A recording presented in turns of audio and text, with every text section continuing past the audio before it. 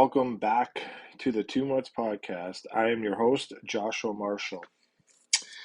Mutts fans, it has been 34 days since our last episode, and it's been probably the worst 3 to 4 months of my life. So it's tough. The saying "it's okay not to be okay." That is something that I could say I truly feel. It has been a very big struggle, and it's hard.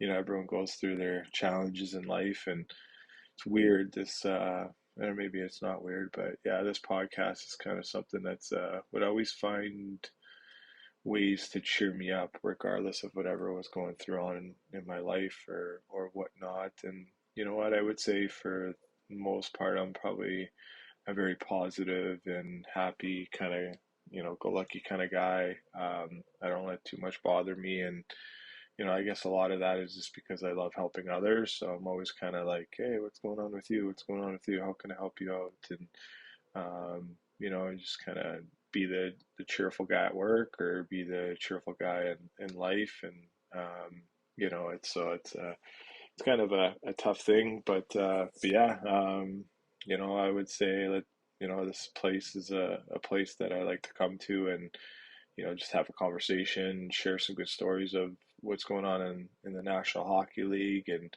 have some great guests on. And it's fun. It's a lot of fun, but that fun kind of stopped Christmas morning. My life kind of changed in a huge way. And anyone that knows my story, that's listened to this podcast before, 25 years ago, my dad passed away. My dad killed himself 2 days before Christmas. I was 14 years old. I found him in his room, in his bed, and that was the first one in our family to do that, and rushed down to get my mom, and because my mom and I lived together on the other side of the city, and my brothers lived with my dad on the other side of the city, but we spent Christmases together. And my mom was, we're kind of all staying in the same house. I had my own room there. It was a house that we lived in as a family, but when my mom and my dad decided to go separate ways, my mom and I lived in an apartment, and my brothers stayed with my dad, and everything was okay. We were getting by. We were figuring out life, and it was a struggle because my grandparents passed away, and my mom. So yeah, I think my mom lost both her mom and dad, and her ex-husband in a span of 2 years, and us kids lost all that too. So and just unexpectedly. So it's weird. It's okay to talk about things, I guess, but it's kind of a different episode. This is just me talking, just going on. Let people know this is an update. This is where I'm at. This is what's going on in my life. I got nothing to hide anymore. So I'll be an open book and share anything I need to share. And if people have questions or answers or whatever, or anything they need, they know how to get a hold of us to talk. But yeah, and so that was kind of how that is. So Christmas is always kind of a tough time of the year, dating back as a 14-year-old kid and now 39.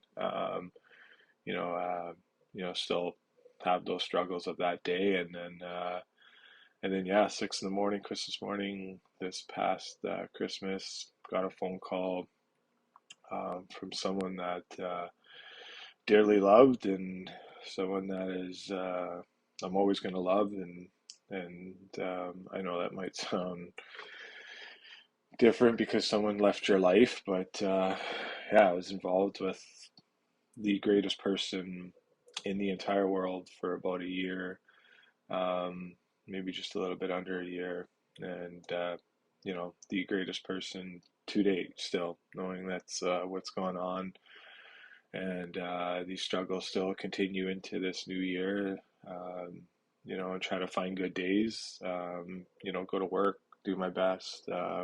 Had some health challenges recently, but those seem to be getting a little bit better. And then had another scare recently, about a week ago or so. So hoping for some good news there. So kind of took a break of doing the podcast. Because it was time to take care of myself, and the guys have been very supportive.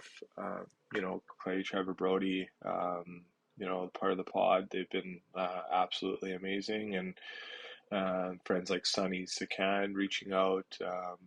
So some amazing people checking in and seeing, hey, you haven't done something in a while. What's going on? And I guess I made my post public about my anxiety and definitely depression, and it kind of hurts because you know you find someone that like wants to be involved in your life in every which way and look up to you, and just have a fun, exciting time together, and going for walks and trips and conversations and just great moments, of just having a conversation in life. But and you get into a routine, and it's all you know, and it's all you're focusing on. So yeah, losing that person is hard. Brings back some old wounds in a way, because it's like, you definitely, regardless of what can be said, you definitely have this mindset that you're just not good enough. You'll never be good enough. And you want to be.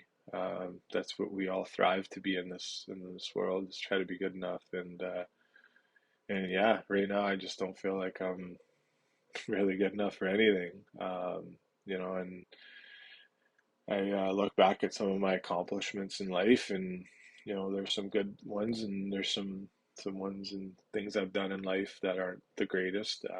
But yeah, you just kind of sit there and you're like, you put so much energy into one person for such a long time, and you think it's the right thing you're going to do, and then boom, it just ends. And then there's all these conversations that go on, um, back and forth, up and down, throughout the past, since December to, I would say, about 2 or 3 weeks ago. You really just finally realize that it's never gonna happen again. And you try to fight for what you believe in, and fight for love, and fight for the person that makes you the most happy to. But it's all gone, and it's never coming back. And it's like the hardest thing in the world, because it's all you ever wanted. You just wanted to feel loved. You wanted to feel cared for. You wanted to feel appreciated for. And I was important to her. She was important to me. And then it just ends. And you got to do it alone. No one wants to help you, because you don't know how to open up to others about what's going on in your life. And then you kind of open up a bit. Some people might don't understand, and they're like, yeah, this is for the better. And then you shut down, because you're just like, you don't want to hear what other people have to say. So that's like the real hard part in it too, is did not have that deniability that, yeah, maybe this wasn't right. But then you want to think if true love really means, and maybe right now isn't the moment we're together, maybe down the road. But at the end of the day, you realize, 2, 3 weeks ago, that it's all done. It's all done for good. And it's changed my mood. I'm not the same person no more.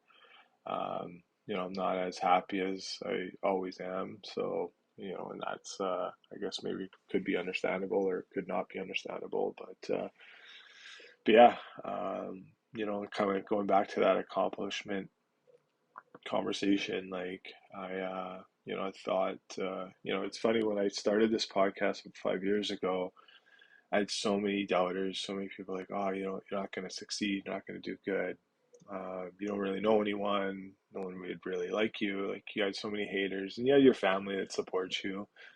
And then, you kind of have a shift after a couple of years, and COVID kind of changed the game for our podcast because that's all you could really do. Everything was obviously locked down, and you just found ways to connect with people in a different way because you couldn't see people in person. So Zoom became a huge thing, and and then COVID kind of went away a bit, or the restrictions kind of lifted. I guess didn't go away. It's always kind of still there, but the restrictions lifted, and then you're able to like meet these people that you've been talking to for several times in person, and you show them your side, they show you your side, and you know it all started off just having these people's emails, and now you have their personal cell numbers, and you can call them whenever you want or text them whenever you want, and they do the same back, and then it turned into us last year doing this minor hockey stuff with MLAC and other teams to bring these kids to morning skates, and like seeing the joy and the smiles on their faces, and us donating charitable money to the Central Alberta Child Advocacy Center, which is very near and dear to my heart and always will be, and it'll be a place that we always support and donate to. um, you get to hear some testimonies through that place after some of the things that we've done or donated to and helped out with, and so that your joy of that is bringing up, and that's what this is the person I was dating would see all this stuff, and see the impact that that you can help. But I met her at the worst possible time of my life where it wasn't sexy to be with me. It was weird. It was just not. I wasn't there. But she kept press and play. Knew her for a couple of years, and then yeah, just boom, boom, boom. Kept press and play, showing up, supporting me, checking on me, um, not stopping by what other people would say. Just continue to like be there for me and be a great friend, and then a great friend turned into like the greatest partner I've ever had in my life, and then yeah, just shockingly ends. So it's devastating, and um, yeah, and that person would do so many great things for you and encourage you and show you different ways to be appreciated, and that's what you want in a partner. You want a partner to support you regardless and build you back up if you're upset or down. So like all that's gone, and you're back to square one of feeling the same way you were before, where like rejection is huge. And this podcast has that part of it. You do text some NHL players, some media people or whatnot, and be like, hey, you want to come on the pod? And there's like, yeah, I'm busy, or they don't text you back. So it's like, it hurts. Like rejection goes back to like high school for me. So this person never rejected me, and then it's just all done. So I guess I did get rejected, or didn't feel like um, you know I was appreciated enough, or you feel like you are just enough.